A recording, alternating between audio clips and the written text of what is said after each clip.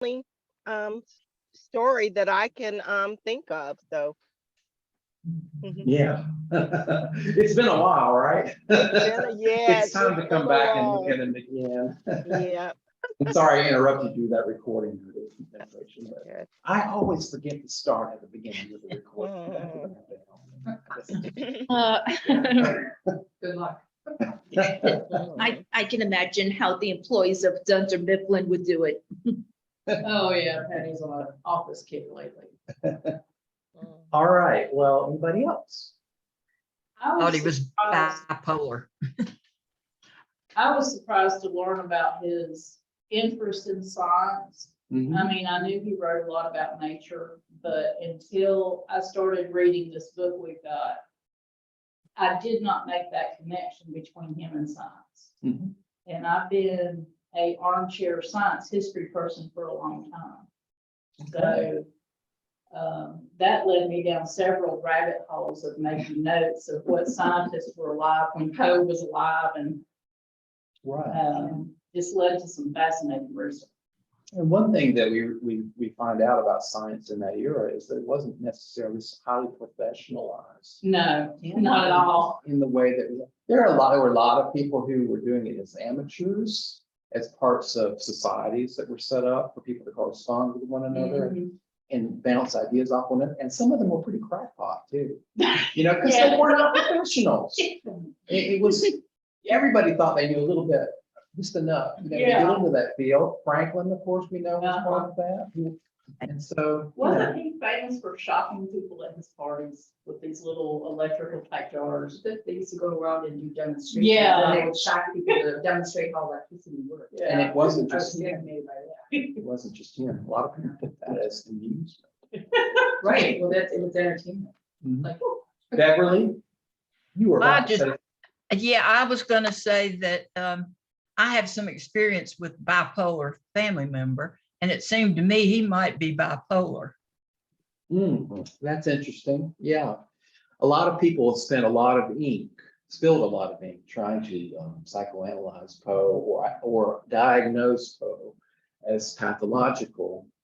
That's a good place. I mean, let me not cut anybody off. Who else wants to talk about the nature of their interest in Poe or their background with Poe? I don't have any, so Okay. I guess in Louisiana, they didn't Well, they didn't. include him. in the- I'm from Michigan, they did in junior high, was very with Paul, and then as the movies, well, I'm in the Vincent Price era, I guess, and I remember all the Pit and the Pendulum and all the horror movies, and they were all Poe inspired apparently, I mean, well, not apparently, a lot of them were. And the books that I had read, I mean, I think I just got rid of my copy that I had from that era, not long ago, and it was all the short stories, Mhm. yeah, he was a scary writer if you really think about it. I mean, some of the thoughts that must have gone through his mind to come up with that type of yeah. It's interesting too that, as opposed to a modern horror writer, his themes are mostly human.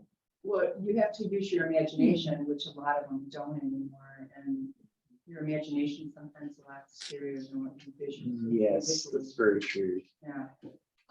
Anybody have a favorite Poe movie, Poe inspired movie? Well, I haven't seen any of them yet. Oh, no. You've got a lot to look forward to Yeah. then.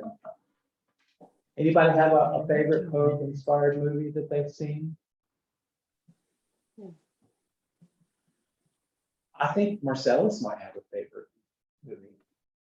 You need to unmute Marcellus to say. I don't think he stepped away.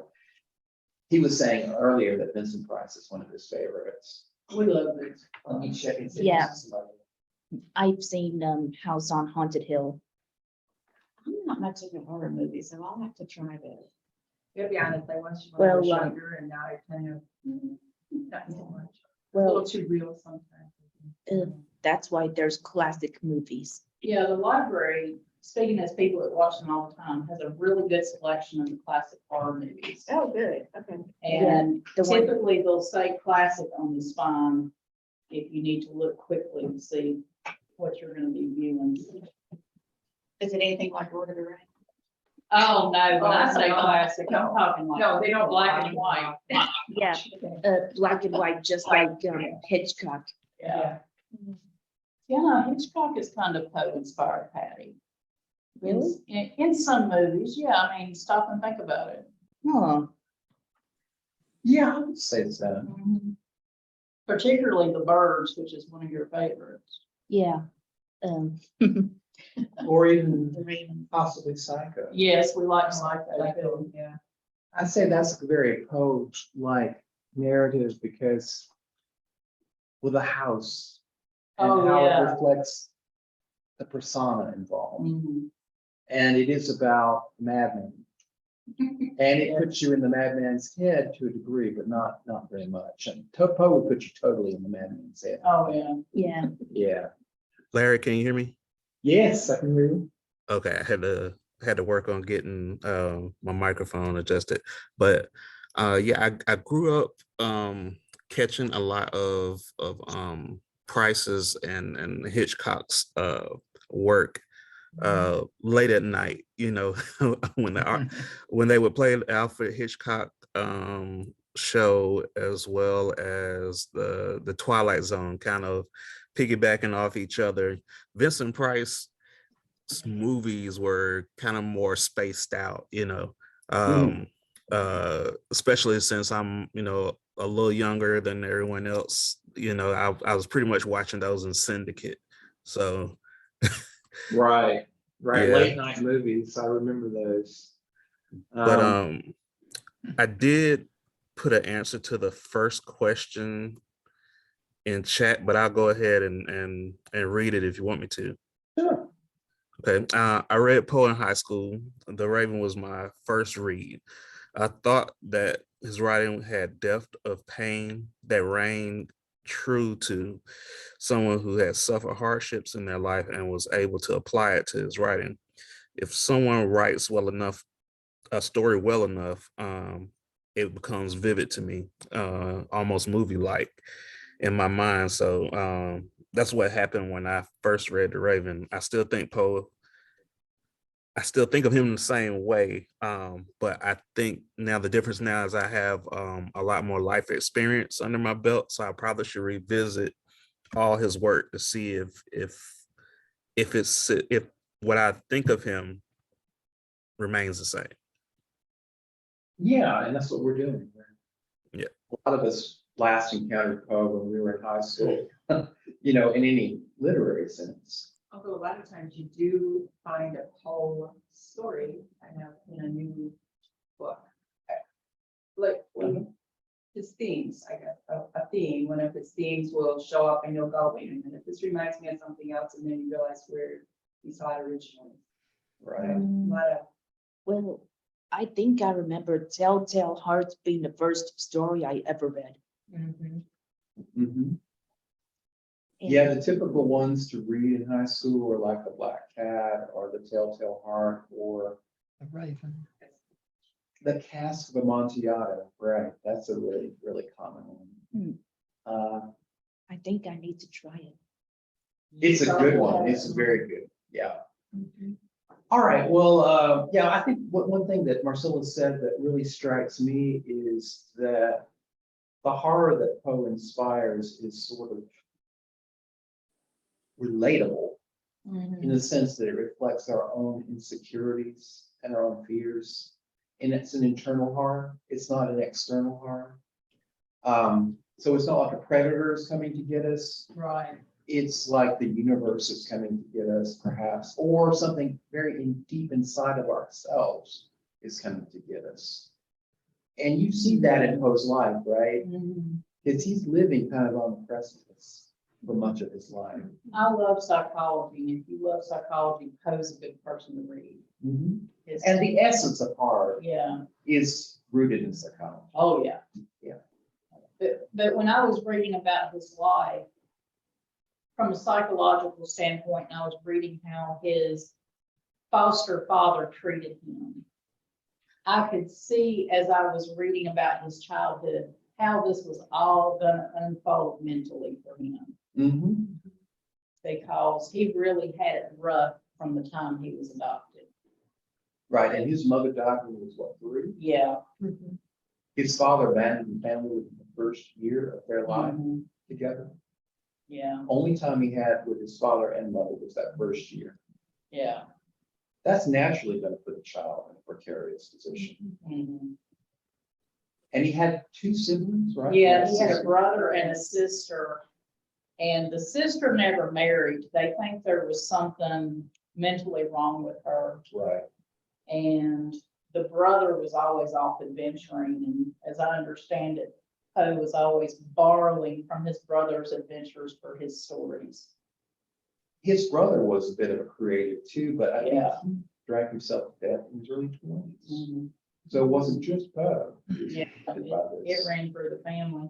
And I thought it was interesting that he's considered the father of the modern detective story. Yeah. Because we watch a lot of detective stories and we read a lot of detective stories.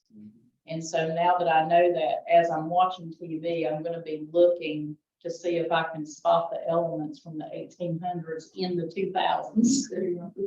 Yeah, and not only that, but what else? What else is he pioneered? Yeah, Science fiction. science fiction, yeah. You know, Jules Verne was heavily influenced. Yes, I love Jules Verne. In fact, Poe's influence in France is stupendous. Mhm. That's really where his reputation flourished after his Mhm. death. Without Charles Baudelaire, Right. the great French poet, decadent poet of the mid-19th century, Mhm. Poe might not have survived, but he was championed. I mean, as a literary figure, Right. but he was championed by Baudelaire. And in France, he's still revered today. Why? It's amazing that the man lived 40 years and nobody really cared, and then all of a sudden he's gone, and it's like, woo. Well, you get I the mean, sense that they- nobody cared about Poe during his life. But, I mean, is that the way? Well, I don't want to say not, yeah, kind of not cared. I mean, he didn't get much recognition. He was kind of swept under the rug, so to speak. It seemed like he was either liked or very disliked. Yeah, he had champions, didn't he, though? I mean, he had people who did try to help him, did try to promote him. He had a certain degree of promise at that Southern Literary Magazine. I mean, he certainly was, his talent was obvious, He right? had promise in the army too.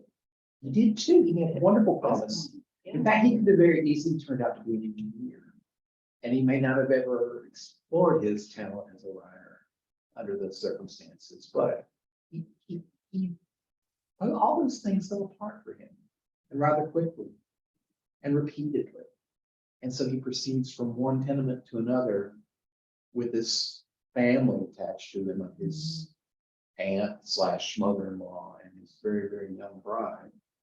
And they're living on the fringe, then his wife dies, and he's really at sea then. You know, we'll learn more about the latter part of his life as we proceed through the reason. He really was his own worst enemy. He was his own worst enemy. I mean, what was holding him back from really flourishing? There are a few things. I think it was what she mentioned that he just had a couple of loose ends that couldn't pull together. Yeah, it's psychological issue. I'm sure. Alcohol. Alcohol, That absolutely. didn't help. Yeah. Absolutely, because you know, the thing that we told in this book is that he was a very, very cheap drunk. I mean, you could just take a small amount of alcohol and get thoroughly sloshed, right? And you know, and then he would do and say things that alienated people.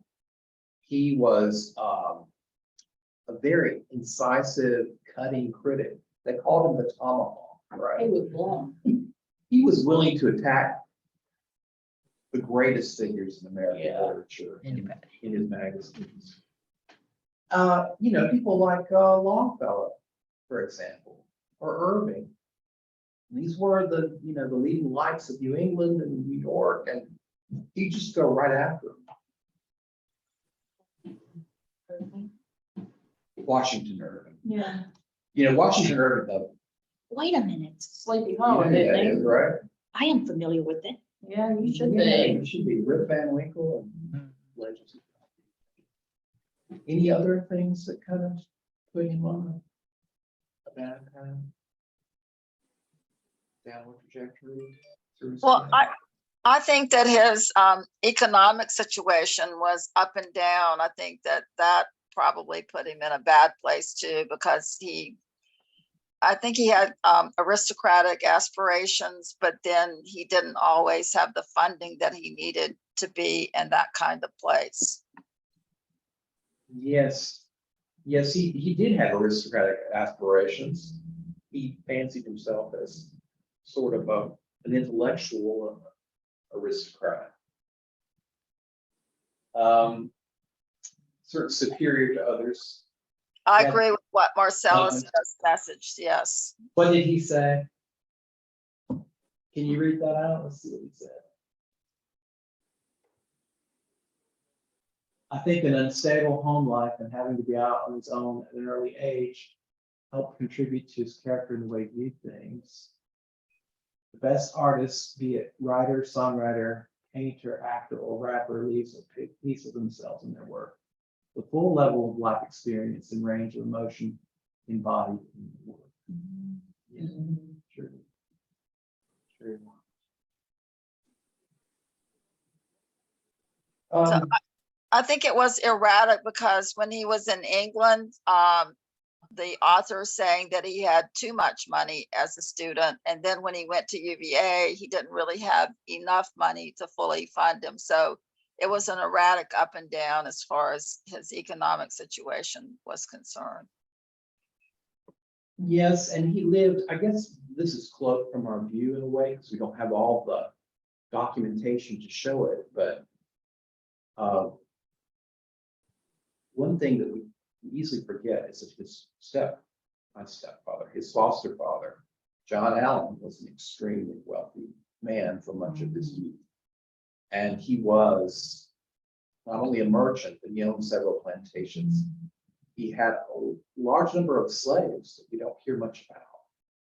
And there's one letter where Poe reproaches Allan by saying, not only did you set me beneath the authority of your white family, but beneath your servants as well, as the term he uses, servants. It's like, I don't even feel as important to you as the enslaved people, and they have authority over me. Which gives you a sense that John Allan did not trust Poe in any sense, but the fact that he grew up around wealth and around privilege and felt like he should be entitled to the prerogatives of an aristocrat, that just bleeds through into everything he writes and the rest of his life. But the anomaly is, okay, I have these pretensions. This is how I was raised to be this kind of an elite person, but I have nothing.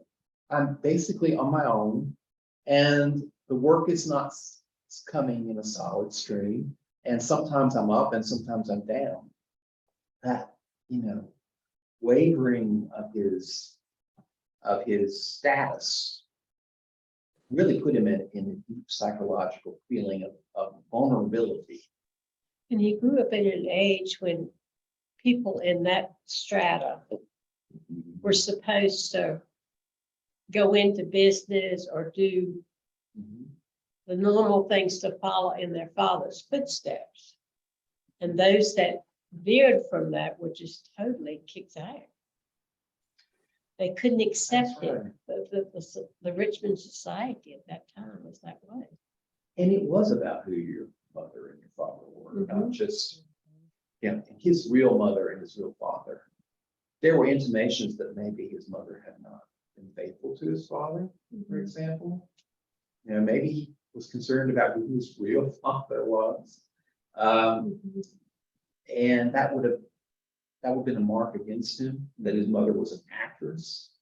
Being an actor or an actress not only was an unstable and uncertain life, but it was, people like that were considered like carnival people. They were not people that had any repute whatsoever. A reputable person would not become an actor.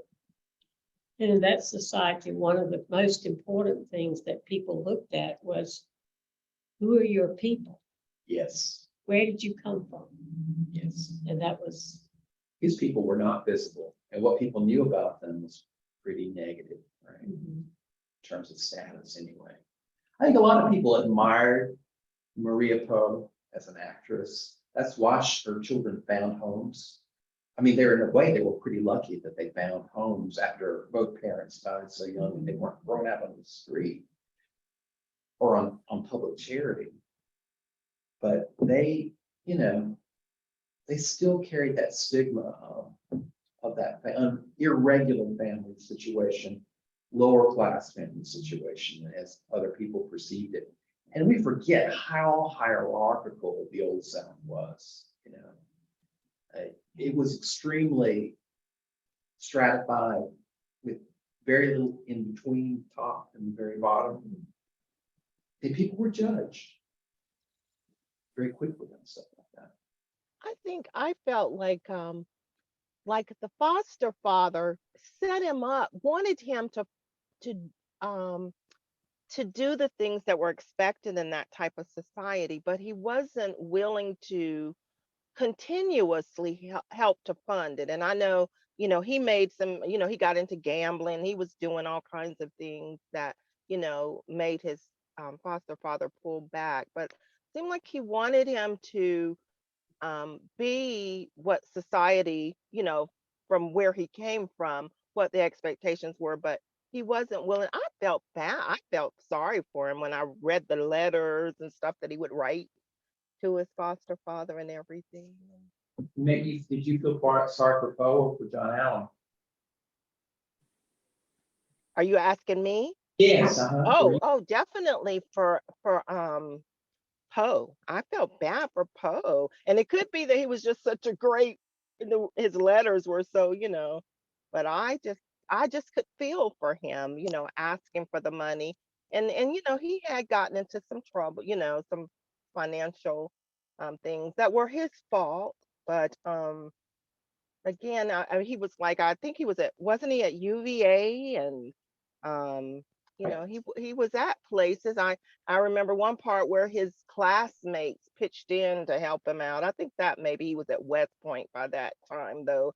They pitched in $1 or something each to help him. And so that has to play with your mind and your concept of self somehow. No doubt about it. Yeah. Does anybody feel any sympathy for John Allan?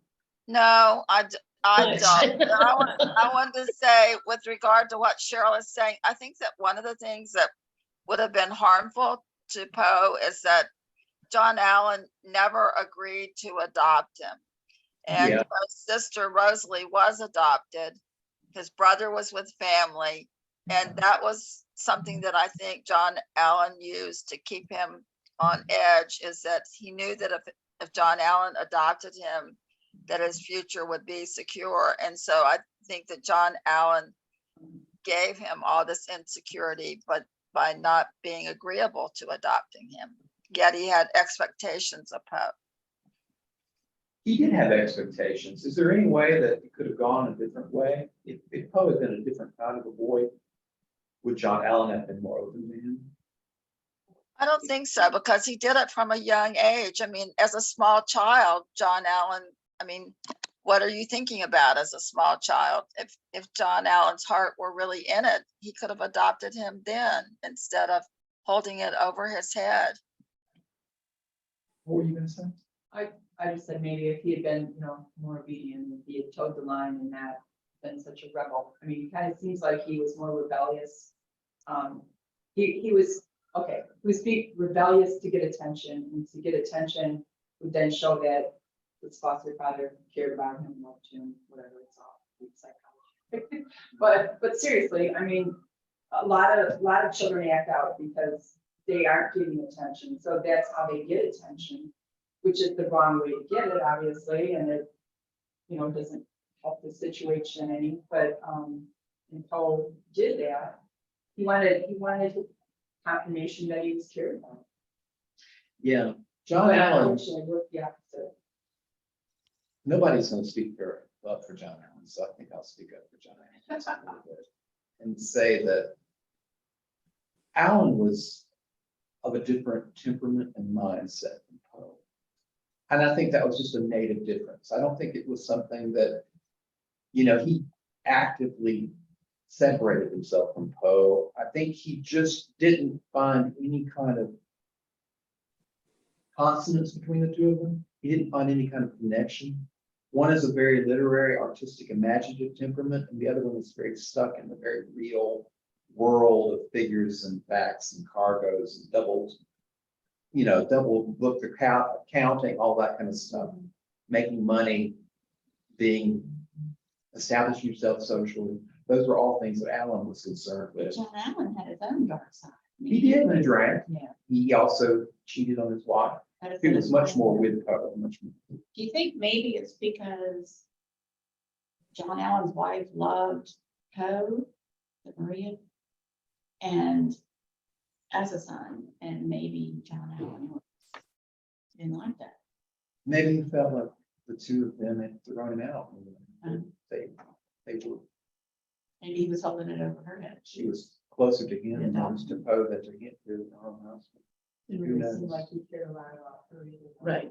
Honestly, Francis. We know so little, but yeah. But it Francis. just seemed like he kind of went his own way and He did whatever he wanted to do. typical man. And if The era. Poe attending that school in England made John Allan look good, then okay, but I think that I would say though that we have to admit that Poe was a trying individual. You know what? You know, maybe he was trying to put Allan to the test, and like somebody was saying just now, you know, acting out as a way to get attention. That can also be like, do you really love me? Maybe I'll do this and see if you love me, and I'll do this and see if you love me after that. And he was like had an endless need for affirmation and affection, probably because he was an abandoned child. You know, a lot of children who feel unloved are set aside in their childhood. They spend the rest of their life looking for affirmation and attention. He was also a middle child. And he had an older brother, so he wasn't the first boy. And he had a younger sister who was always the darling. I mean, a girl. But I mean, a girl is treated differently than boys, and him being in the middle and also might have given them some problems, even though they didn't live in a family. That's right. They didn't situation. live together. But that, I don't know, they say birth order has a lot to do with It could be part of it. But I would say that it would be hard for someone who's not related by blood to feel a lot of affection for someone who's constantly putting their affection to the test. You know, is trying to make it difficult. And throughout his life, Poe really tried to sabotage relationships that he had with other people. And he often succeeded in sabotaging relationships. And part of his lack of success was his inability to sustain relationships. So there's something in him that's missing and broken. It pushes people away. And we know people like that, right? I think it's different for us as readers. We're prejudiced in his favor because he's let us in through his work into his mind. And we found something there that we identify with, that we feel attracted to. And so it's hard for us to see him in an objective way as a persona. Does that make sense? That's just my perspective on it. When I read some of his glowing letters begging for money, and this happens not just with John Allan, but with others, you're like, you know, even though I love you, Poe, but if you would write me these letters every few days, I don't know if I could still love you. You know what I mean? If you were that immediate and real. Instead, you don't have to deal with it as a person, right? We only have this writings. And now I just revealed all kinds of things about myself. I wondered at the fact that he was a rule breaker. I mean, he didn't like the rules that were set for him at Oxford. He didn't like the rules that were set for him at UVA. He left West Point because he didn't like all the rules that were being imposed on him. And he was just kind of rebellious in many ways. Well, he was an artistic temperament, right? Yeah, he was just not willing to go along with everybody who was telling him how he should behave.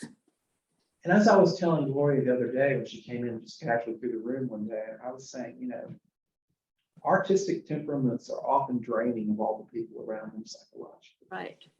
They just suck in all this energy. and the other person is living in that shadow, and it's exhausting. It's exhausting. So I do have some sympathy for the ordinary folk who were in the shadow of Poe's actual lifetime.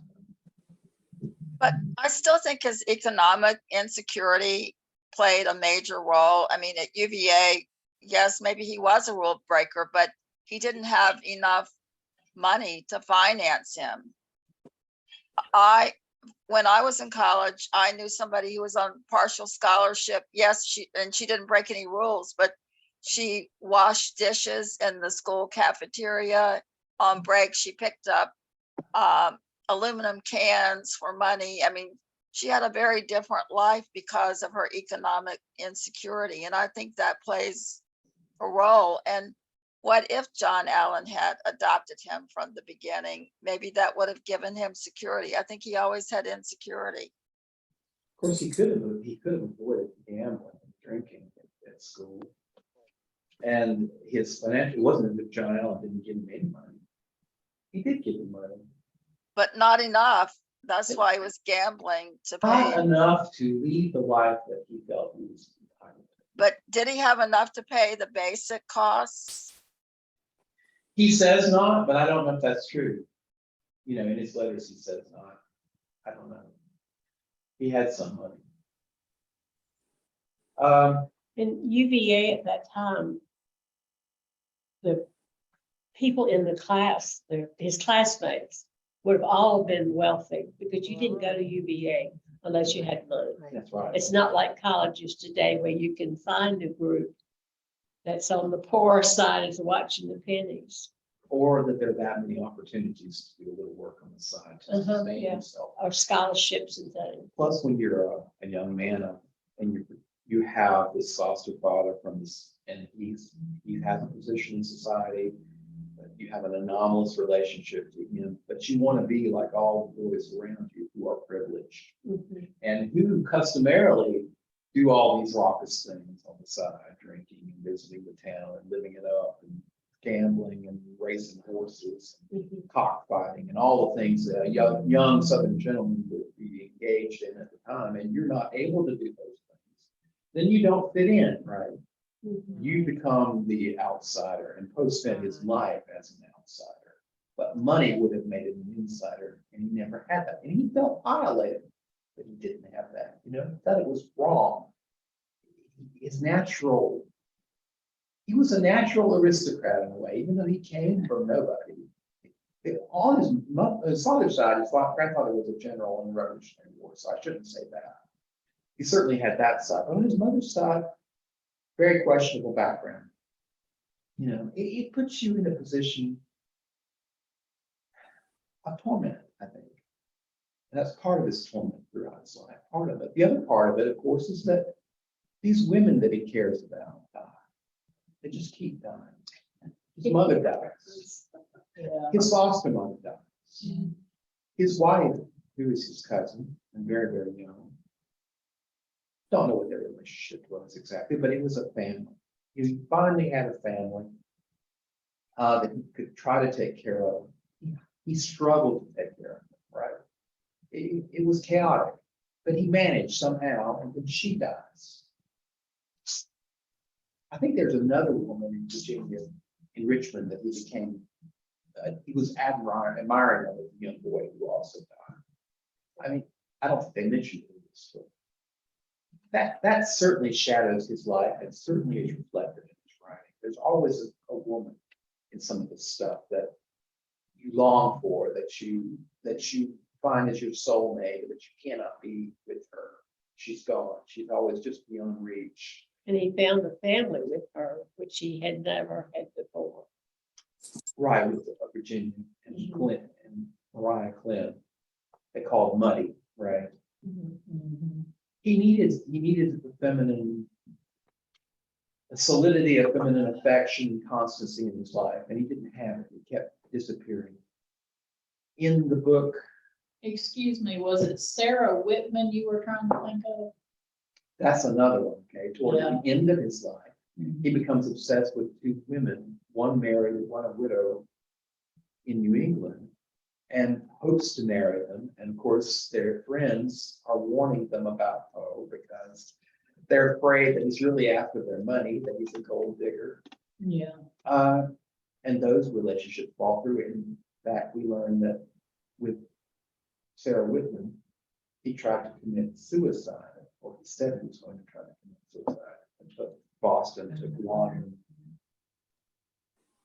And one of the most famous photographs we have of Poe, which you see on a lot of covers of books, is the Ultimate Thule photograph. I think it looks somewhat like this, which is after that night of trying to take his own life, being revived, and then having a full day of debauchery where he just basically drank himself into a stupor. Well, Didn't he purposely sabotage his relationship with Whitmer? She had him sign this paper that he would not drink, and then the day before they were to have their agreement, he went out that night and had a drink. And it was almost like, you're not going to tell me what to do. she put him to a test and he failed it, right? Just like he all the tests he had with John Allan. Mhm. And somebody told on him, right? Somebody supposedly sent some kind of note to her and like snitched on him. Yeah, he didn't reveal it. Somebody else revealed it. Yeah, I was like, okay. Because they were very eager to protect her, right, from this man. I mean, as any of us might have been who knew her personally and cared about her. Poe didn't have a great reputation by that stage, and he burned a lot of people, and he had a lot of enemies. He had a lot of. Well, we can move on a little bit now. We've dealt with question number 4. Why do you think that so many people find Poe in their adolescence and feel so connected to him? Assigned reading. Assigned reading there for us too. Well, yeah, I don't know if I would have picked up Poe had I not been assigned to read the book, although I was glad I was in the long run, but initially. I'm sure I must have read him in high school, but I didn't really get into Poe until I was homeschooling Patty, and she got into Poe. So in our household, it's a little bit backwards in that it's this generation that got me into it, right? And instead of the other way around. So Patty, what did you find stuff compelling?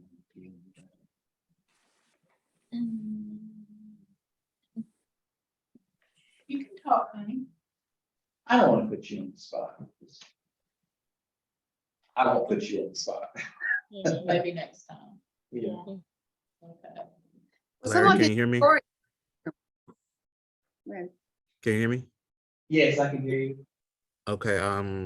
I think Poe had a lot of angst, and it bleeds through his writing.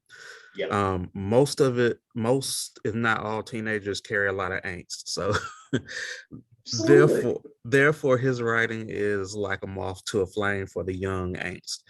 I think that I continue to appreciate his work, but as I stated in a previous answer, I need to revisit and see how his work sits with me now. It's funny how Poland mentions in several instances that many horror movie buffs are slated to be most likely to flock to Poe's writing, but I don't find myself to be in that category.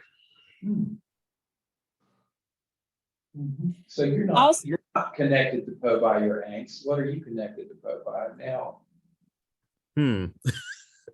I just think he kind of put everything out there in his writing, and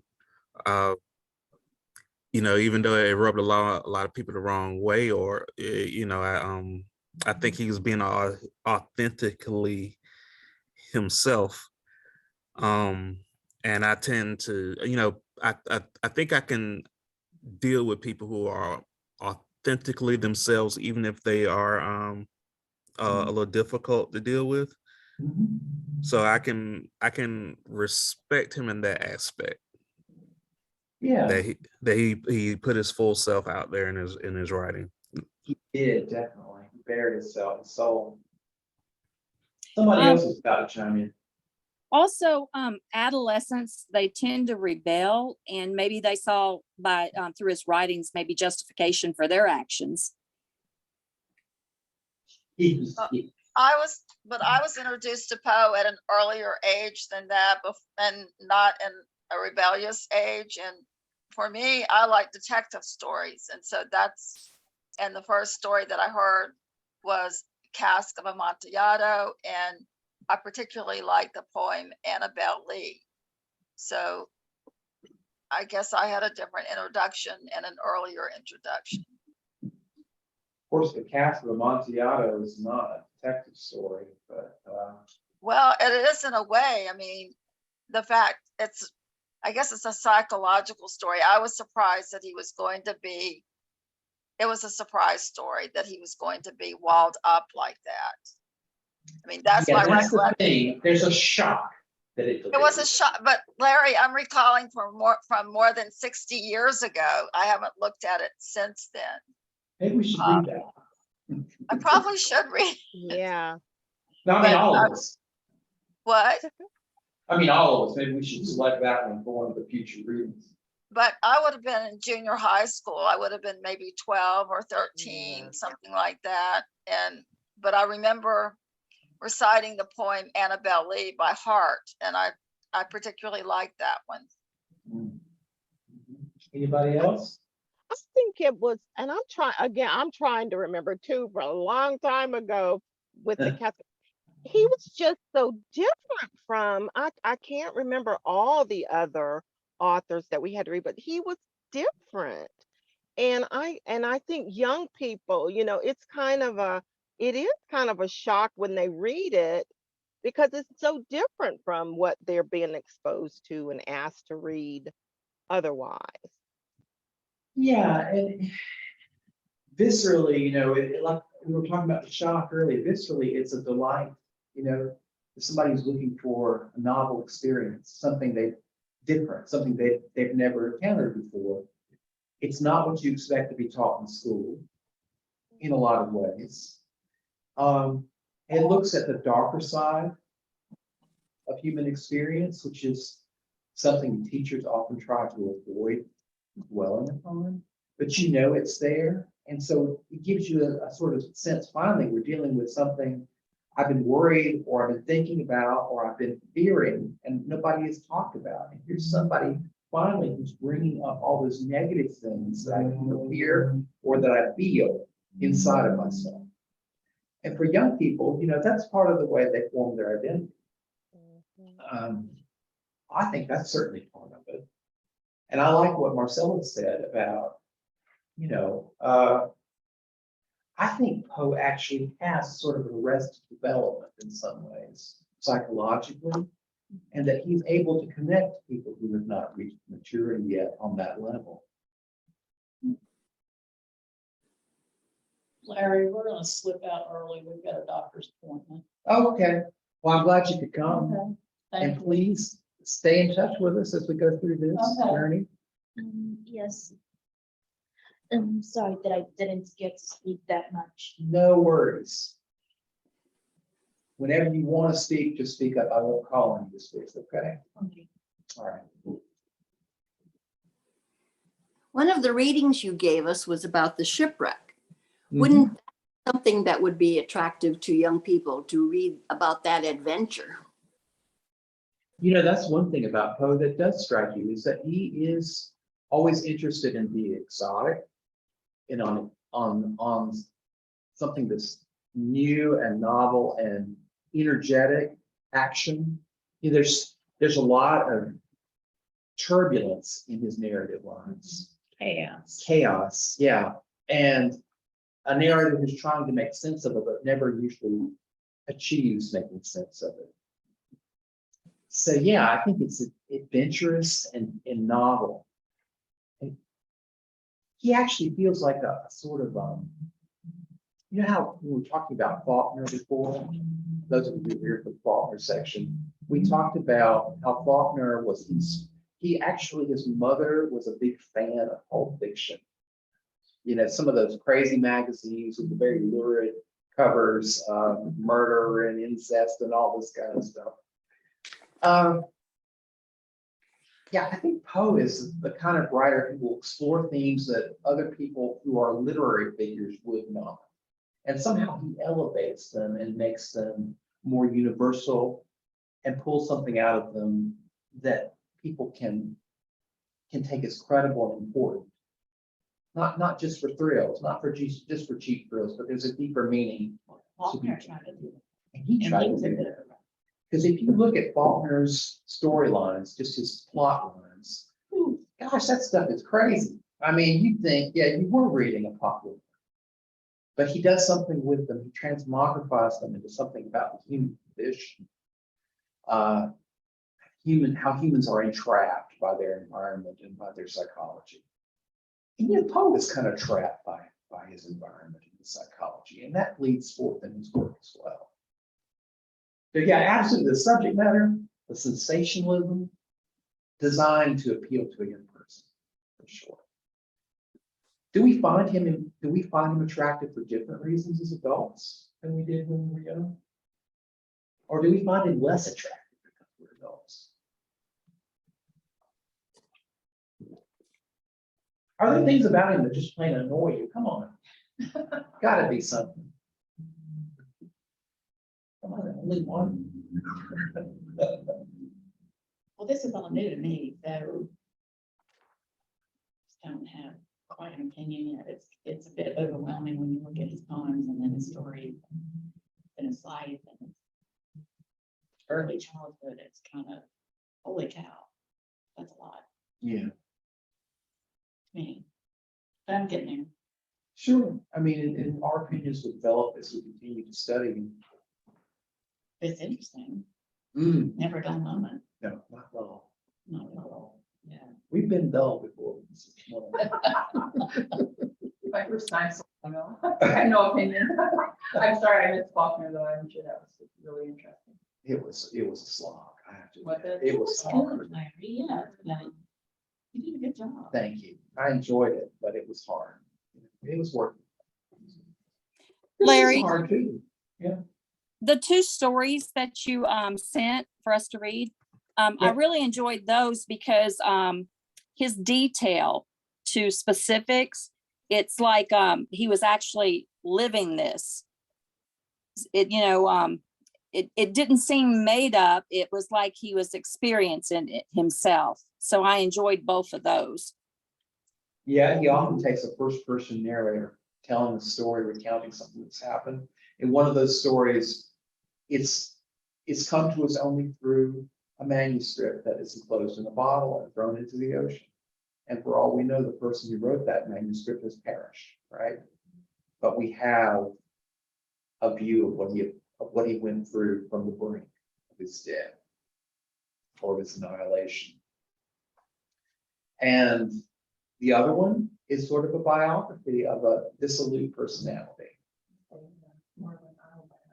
And he's explaining, this is why I'm lost soul. This is how I've come to this position. So it adds an immediacy, right? It's vivid. One thing I find annoying about Poe, maybe the only one, is he is stilted. His language is very stilted. He uses words that you don't normally see written in the English language. And I think that's even true for the time period that he wrote in. I think a lot of the things he said would need a gloss for somebody to understand it very well. They need to have a dictionary or some kind of a reference. And I bet you had to use a dictionary a few times. I did follow with it.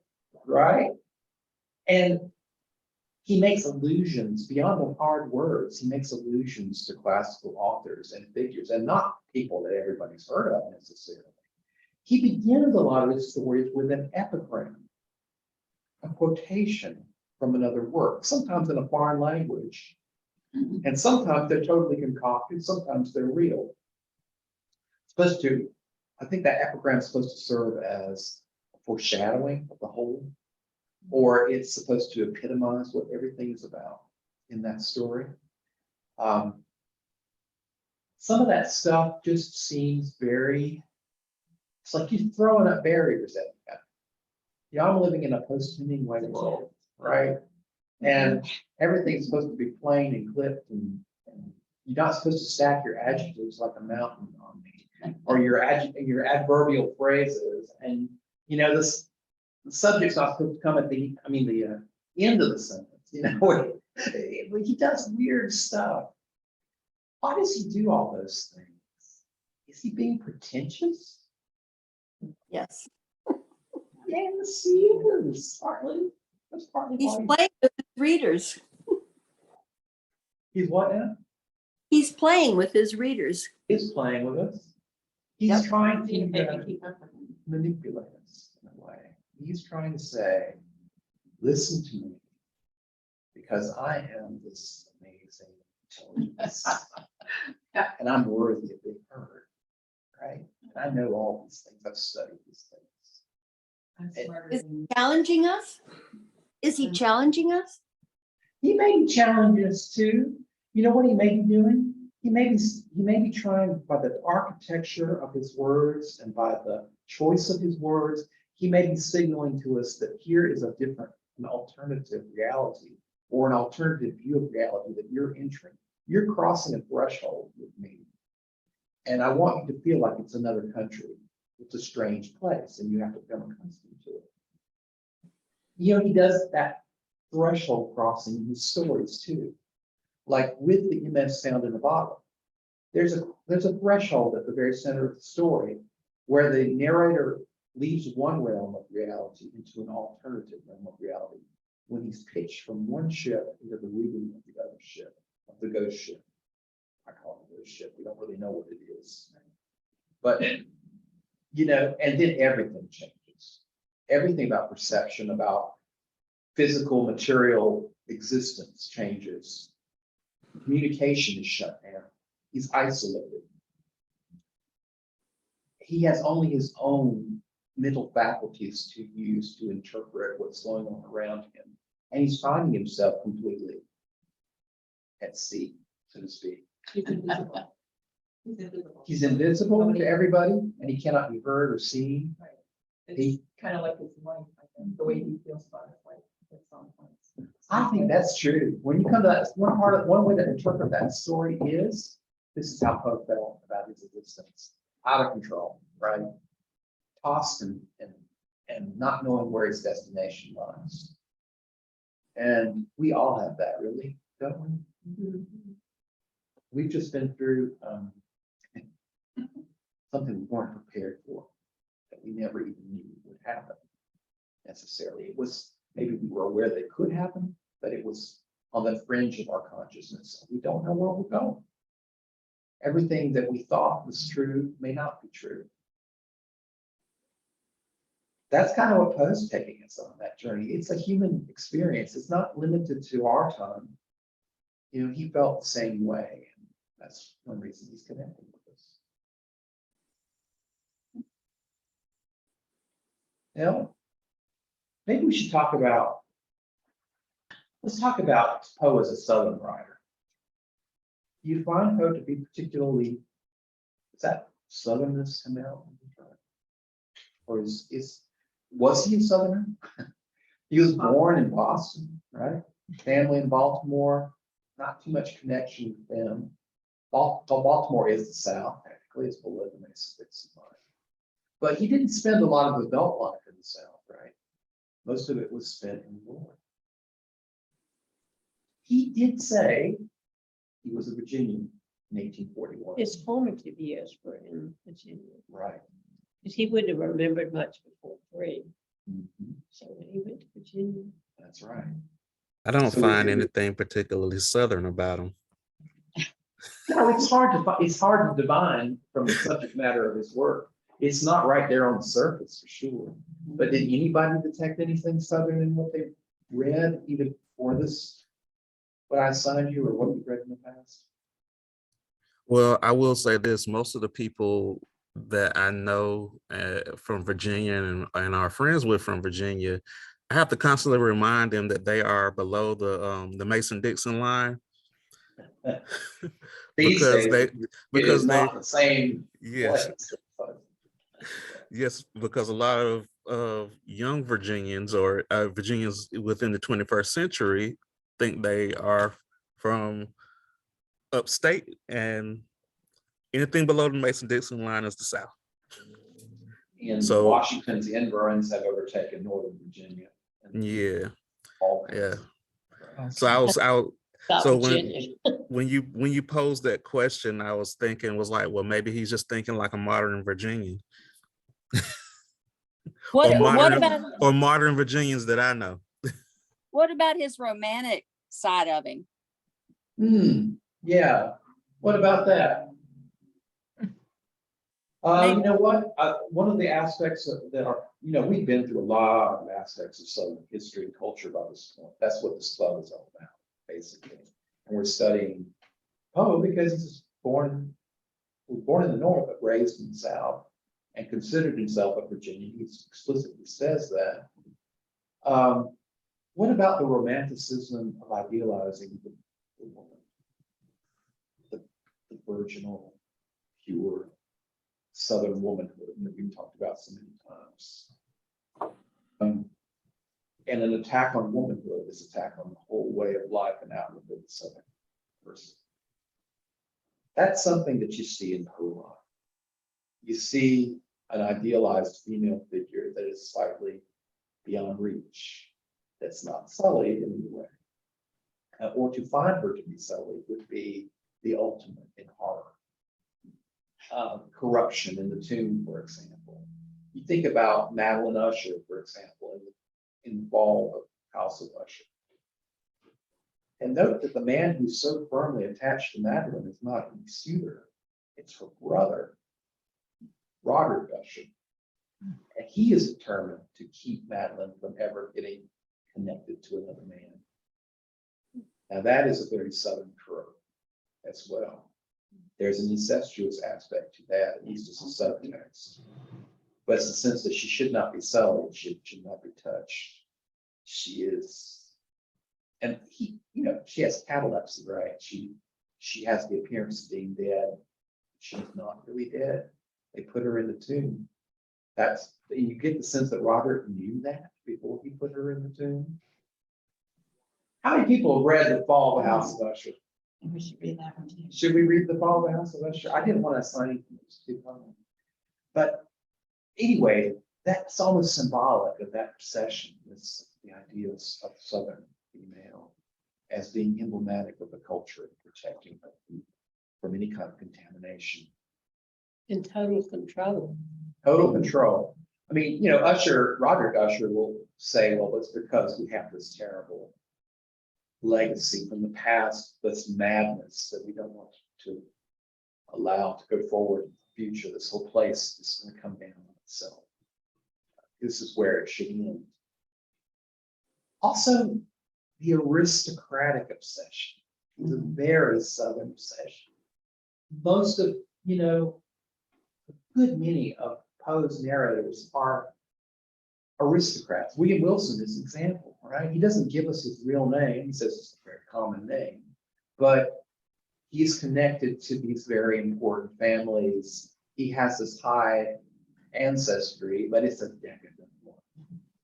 It's it reminds me of Faulkner in a lot of ways, it's a doomed succession of generations, but it's noble and it's elevated in some way. And there's this haughtiness about it, this aristocratic haughtiness. In the early 1800s.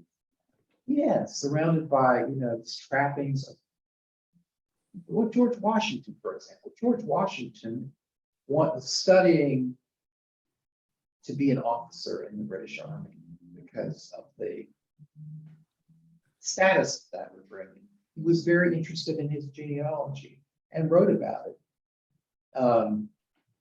He did have aristocratic background in England that he discovered. It was delightful for him to know that. He built a manor house, right? That looks like an English manor house, but it is a lot of it's kind of fakery, I was astonished when I visited Mount Vernon to discover that what looks like dressed stone is really a facade, that it's not real. Because it was hard to get that in Virginia, right? No matter how rich you were. But he wanted that perception of, you know. So yeah, don't you find that to be part of Poe's outlook? Yes. And what about his attitude toward Black people? Is there anything in his writing about that? About people, enslaved people? Or someone who's approximate to that? We have, it's kind of obscure, but there are some references to it. For instance, in, I think, in kind of pick up on some of it in what these guys wrote, especially the reason is that narrative of Arthur Gordon Pym. He visits an island of I forget what they're called, in the South Seas of people of dark hue, and he describes them in rather racist terms.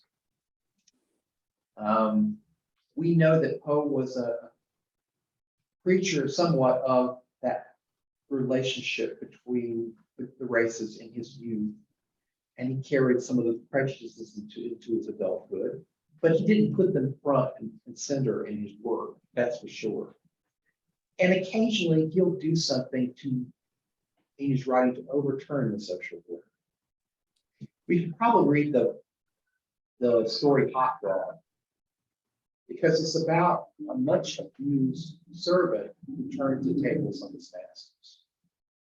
It's a jester who finds a way to destroy the nobility in the king at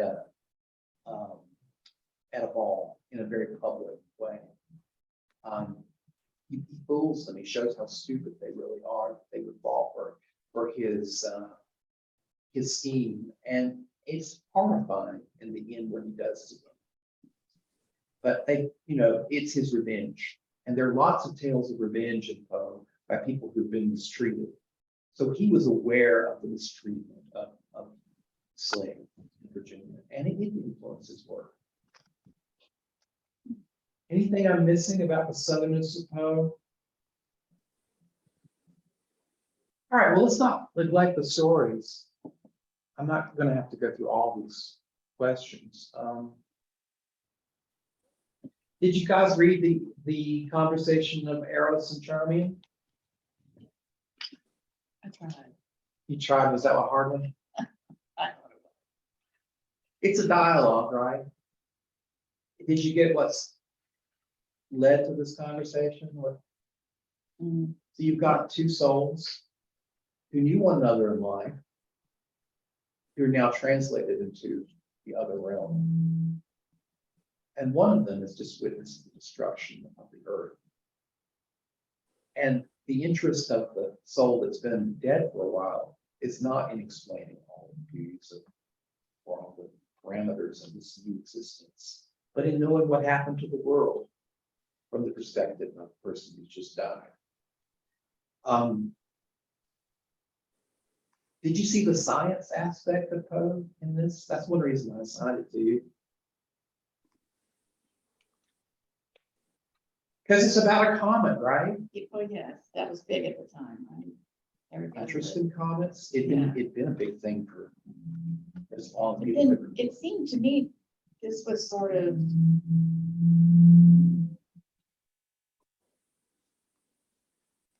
a lot earlier than way back in the, with the names. It wasn't, Jack and Jim. Well, Eros and Charmian, where the names come from? I don't know. All right, that's interesting. The names are actually They sound Greek. not the names of the people who died. They make that very clear at the beginning that they have a new name. Why do you call me? Yeah. Yeah.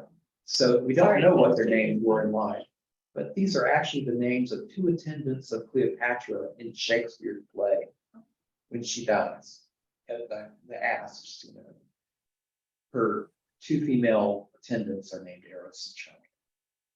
Why did he choose that? I have no idea. Okay. But it does sound, maybe, he's pulling all these influences from so many different places, and alluding to so many classical authors and so forth. And it would be natural just to pull to names that sound very otherworldly from something that he'd read in the past. which Would people at that time get that? they very well might, because you know what the The average second most reader? commonly owned book in the New World was after the Bible of this period? The complete works of Shakespeare. Oh, my goodness. So they might, and if you think about it, the KJV Bible is the same Elizabethan language that Shakespeare is. Mhm. So they very well might have. So his use of language was really more appropriate to the time, or do you think he was trying to elevate himself above that? I Because think, the language was a bit more stilted, and especially in the South, it was more formal, right? yeah, is he writing in an idiom that most people would get understand. more than? Is Shakespeare the tough read sometimes? Mhm. Yeah, he is, and my personal, I mean, I've read a lot of work from this period of time, and it does have a kinship with, in terms of style, with some of the other writers, but I think there's something a little bit, there's a step up in Poe, there's a disorientation that he's trying to achieve, and I may be wrong about that. I think there's a lot in what you say, that he is sort of in the idiom of his day, that he's also stepping it up a little bit in my To prove his superiority. even that, or just disorient us and make us find our footing in the world that he's creating for us, like stepping across the threshold. That's a thought I have about it anyway. Sorry, I gotta stop. No, you didn't get us off track, because what I want to say is a lot of Poe's work is, the setting is unclear, right? This is clearly a future setting because the world is here. We don't know when it's going to end. It's got to be a futuristic setting. But apart from that detail of this is about the end of the world, it could be anytime, right? It could be deep into the past. It could be another planet for that matter. If Poe's imagination would reach that far. It could be like Star Wars in a galaxy long ago, far, Yeah. far away, right? That's kind of the feeling I got. And it's very much in a lot of his work. That's another way that he kind of universalizes what he's doing with his writing. He takes us out of time in a way. And it's hard to follow it. Where are we exactly? And when are we exactly? Why does he tell this story from not from the perspective of what is the next life like? What is the next plane of existence like once you cross over the divide? But what happened at the end of the world?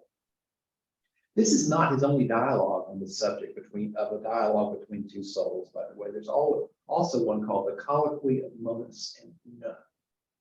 And that one is also a dialogue between two souls who are reunited after their deaths, and they apparently were attached in life, and now they're reunited in death. And the focus of that one is on sensation and the experience emotionally and cognitively of dying, and the persistence of consciousness after death. And it's a bit morbid, but there's a third one that I'm not familiar with. So why does he focus on the end of the world, and what does he use that as a vehicle to do? This just feels like science fiction to me, right? Mm-hmm. And this is a subject that science fiction has treated over and over again, especially in movies. How do people react to the end of the world?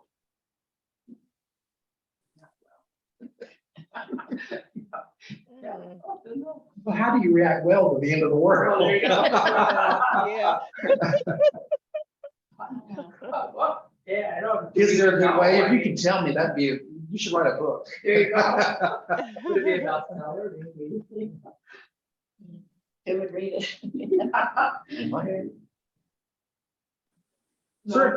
Certainly Poe thought this story would sell, right? Yeah.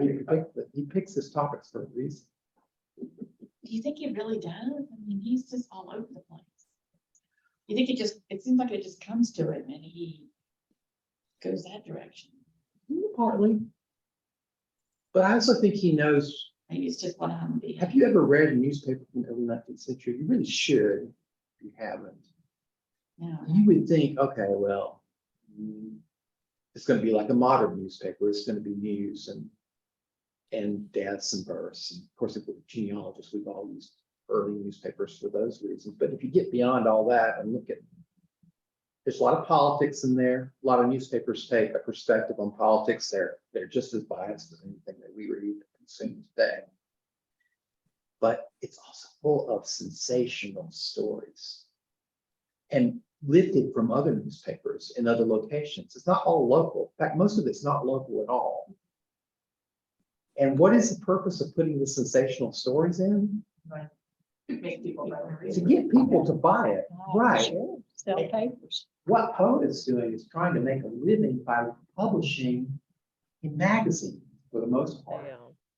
Yeah. You know, he has to come up with something exciting that will get people to read and will get publishers and editors to accept his work because they want people to read there and buy the magazines.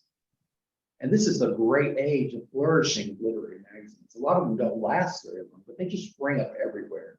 So there's a lot of opportunity for that. So yeah, picking the subject of the end of the world is going to get eyes. It's going to get readership. And yet sometimes I think Poe, we think of him as being morbid sometimes or being sensational, but that's more the environment sometimes forcing him into that niche. Why we still read him when we don't read all these other writers from that period is that he does something with that work that elevates it somewhat, that makes it more appealing across time and across cultures, obviously. Because he's revered throughout the world, right? Not just in one culture. Well, anybody got any ideas about how the people in the story react to the end of the world? How in Well, first of general all- or from the story?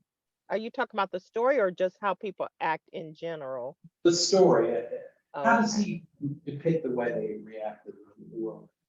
I didn't read.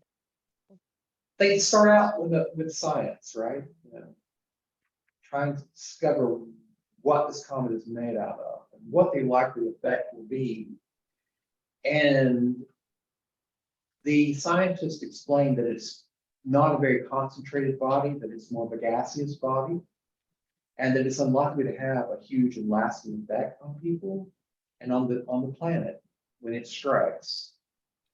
And so people kind of relax a little bit. And other people, like from the religious community, are saying that the earth must end in a certain way, and this will not be the way that it ends. So that reassures people somewhat. And its own appearance in the sky is not as dramatic and fearful as people had expected. And then as it draws nigher, full panic breaks out, right? Because it begins to have a physical effect that people can feel. At first it causes, because it's nitrogen rich, he refers to chemicals, right? Oxygen and nitrogen. Everything begins to flower and bloom and grow, right? Plants. And people begin to feel this sort of energy tingling through their bodies. And it almost feels like something good is going to happen. But then what happens ultimately is that the nitrogen the oxygen becomes too much and everything bursts into flame. And as that begins to come to draw nearer, people begin to feel different sensations. Like drying out of their skin is one thing he mentions. Their energy is sucked away. So there's almost like this denial aspect. We know this is going to happen, but until the very end, we don't believe it. until it actually begins to singe our bodies, we don't believe it. We can't accept it. He's saying something about human nature in the face of cosmic crisis that we would have a hard time accepting our end. Why would we? Doesn't even have to be the end of the world. It's still something that you can't imagine. Could be an individual end. Yeah, we all have to face our individual end. But it's something that either we don't think about, we repress, or pose very much for them to think about it, right? Makes us think about it.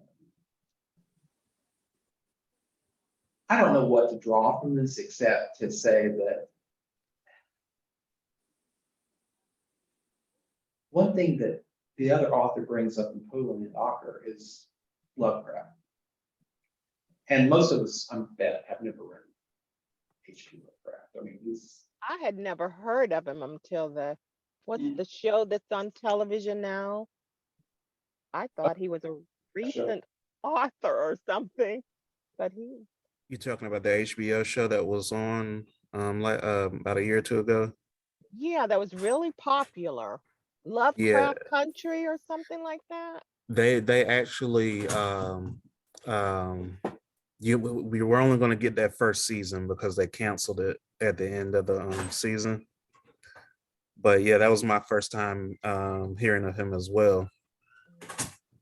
It was too much for me, though. It was too violent for me. well, talking about somebody who likes to administer shocks, Lovecraft is certainly that kind of a writer. And we would find him more in the pulp vein. And he did publish in a magazine called Strange Stories, Strange Tales, that was known for that kind of horror. His horror is cosmic horror. And the horror that Poe is conveying here is cosmic horror as well. It's the horror of knowing that of being lost in the vastness of the universe, of being just one small point in a vast cosmic ocean with no limits, and also that we're not the center of things. Right. For so many generations, theology and philosophy has taught humanity that it has a special place in a God-ordained universe. And that place involves ennoblement in another world, of the life after death. And that this planet will be reclaimed and, in a millennial kingdom. And even the way that the ancients structured the universe in their thinking was that the earth was the center of everything. That's why Galileo had such a hard time, right? When he discovered that there were imperfections in the universe, that the earth was not the center of everything, that the sun was the center of our immediate solar system. So this is something, this tension of being at the center of things and then being peripheral in actuality, that I think he's drawing on here.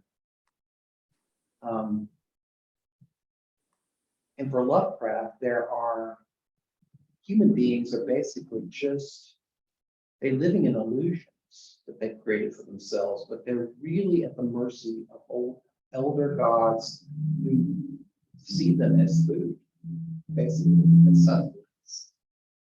And so I think the essence is, the heart here is that there is an overturning of all the comforting beliefs that humans have constructed to make themselves more important than they actually are. Does that make sense? I'm not saying that that's what you should believe, but certainly I think that's what he's drawing on in part. What about William Wilson? Have you ever read that story before? No. It's the doppelganger idea, right? Is it just a morality tale, or is it more than that? I mean, you could read it as simply a morality tale. This is how a person who sets their conscience to one side and does whatever they please, and ends up murdering their own conscience by continuing to do the things they know they shouldn't indefinitely. Ends up in being anathema, of being hopeless, being beyond redemption. Is it just a morality tale, or is it more?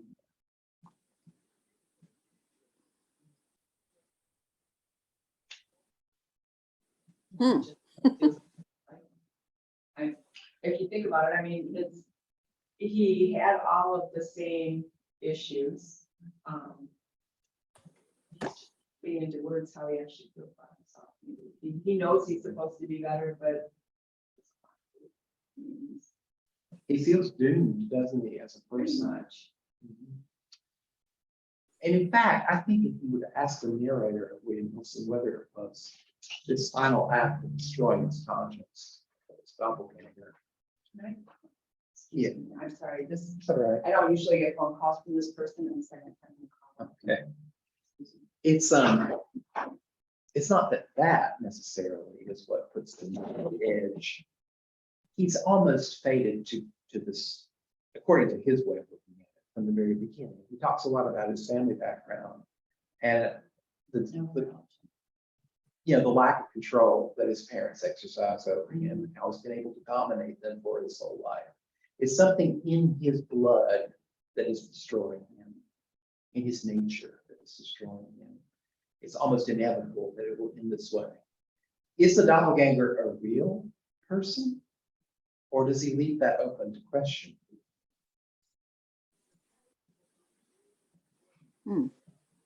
One thing I noticed is that the doppelganger at the school doesn't live where the other boys live.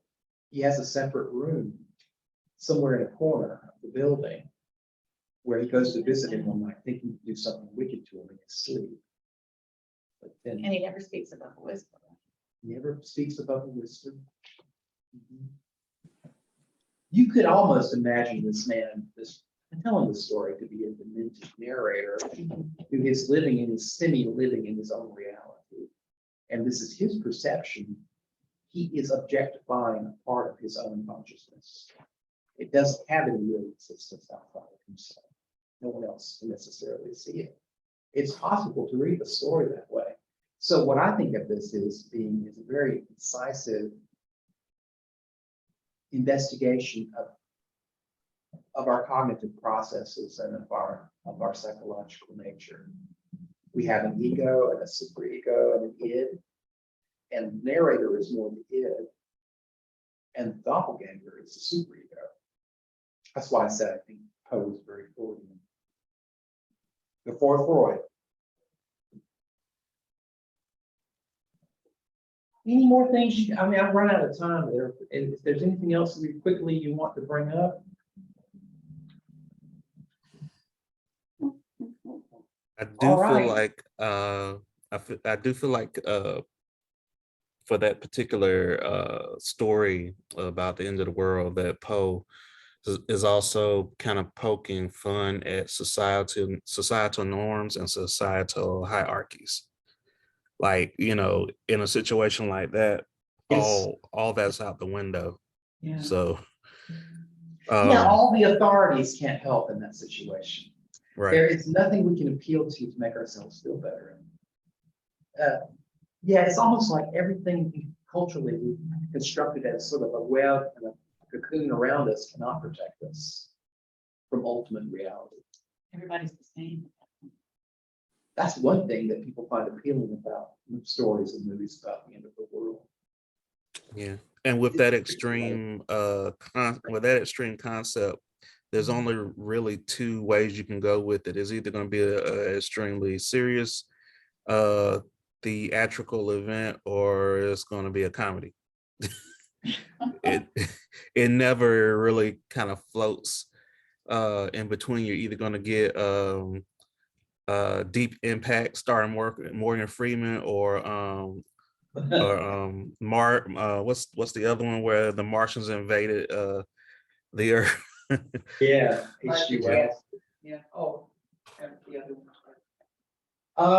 And in MS Found in a Bottle, a similar sort of thing happens in that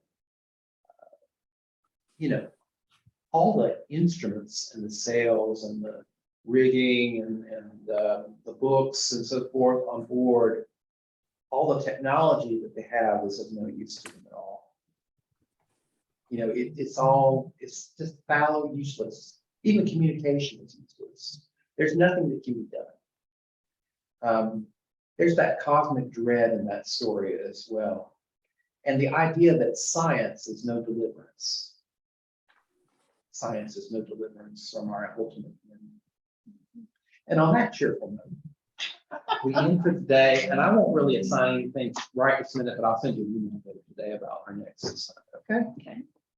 Next week, I'll try to send you more stories, and we'll do some of the ones. If there's one that you really want to read as a group, tell me, okay? Because we could do practically anything. I'm kind of taking the reading as my jumping off point.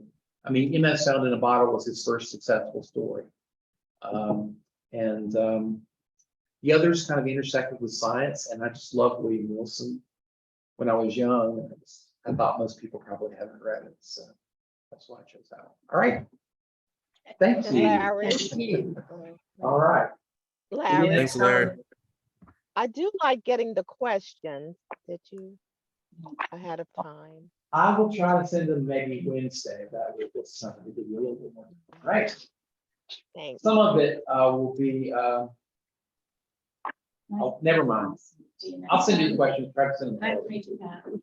Okay. Thank you. Yes, Yeah. thank you.